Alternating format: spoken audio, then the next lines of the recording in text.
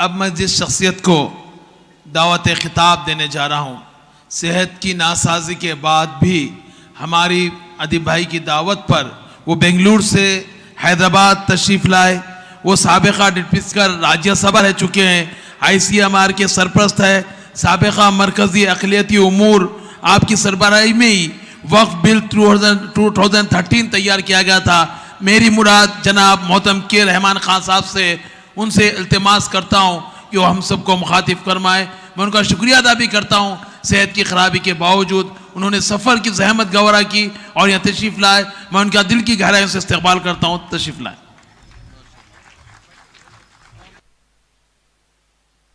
Mac ऊपर दे, आप बैठ। अच्छा ठीक है, आप बैठ के बोलें।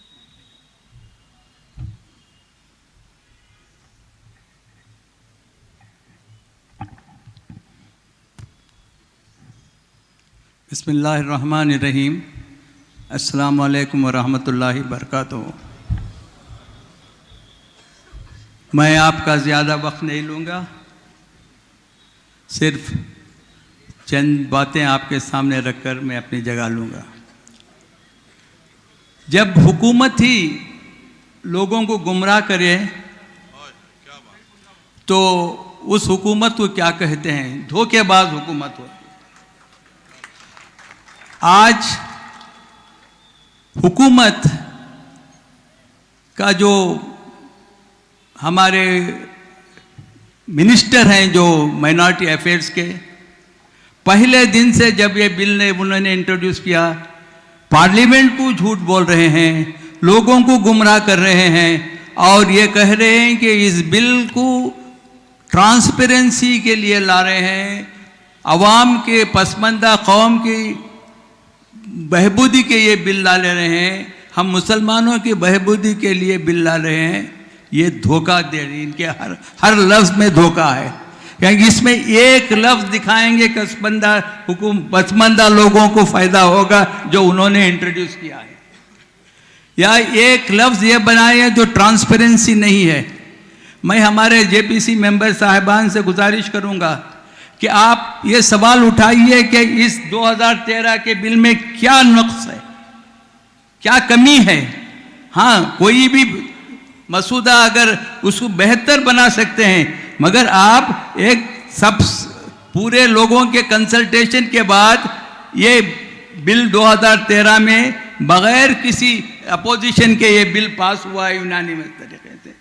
तो आज वो क्या ज़रूरत पड़ी कि आज वो बिल को तरमीम कर रहे हैं, पूरी तरीके से बदल दिए हैं और धोखा दे रहे हैं कि हम लोगों की वफ़ की बेहतरी के लिए कर रहे हैं। मैं आपसे और हमारे बुजुर्गों से गुजारिश करता हूँ कि ये हमारे नॉन मुस्लिम भाइयों में गुमराह कर रहे हैं, गलत फहमी फैला रहे हैं। ये कह रहे हैं कि 9 लाख एकड़ ज़मीन है, ये बिल्कुल 3 से 4 लाख से ज़्यादा नहीं है। मैं कह रहा हूँ JPC के चेयरमैन के नेतृत्व से कोई एक रियासत नहीं बची जहाँ मैं नहीं गया हूँ। तो इससे हमारे पार्लियामेंट के पास सामने एक रिपोर्ट है 2009 में जो हम प्रेजेंट करें, उसमें हर रियासत का एक पूरा जायज़ा लेकर कितनी ज़मीन है, क्या है, सब दिया गया है। इसके बावजूद भी झूठ बोल रहे हैं। ये 9 लाख एकड़ है, लोगों के दिल में खौफ पैदा कर रहे हैं। और दूसरा, ये कौन सी ज़मीन है? कब्रिस्तान है, मसाजिद।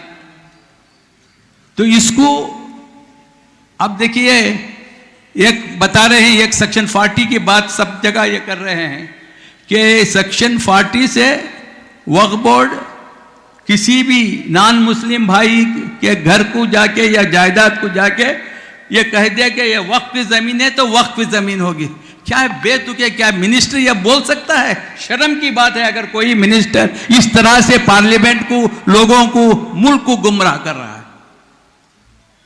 तो आज हमारे सामने ये तो हमारे जलसे होते रहेंगे, कॉन्फ्रेंसेस होते रहेंगे, मगर सबसे पहले हमारे नॉन मुस्लिम भाइयों में जो गलतफहमी पैदा कर दी है, जो वो समझ रहे हैं कि वाकई वक्फ के ज़मीन लूटी गई है, ये जो इम्प्रेशन क्रिएट किए हैं इसको दूर करना बहुत ज़रूरी है।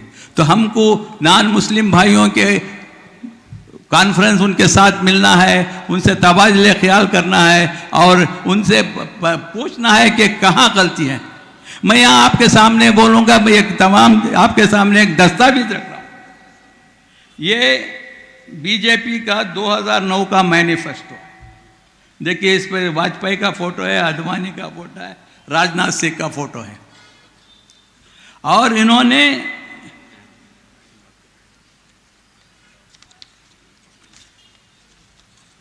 अपने मंशूर में 2009 के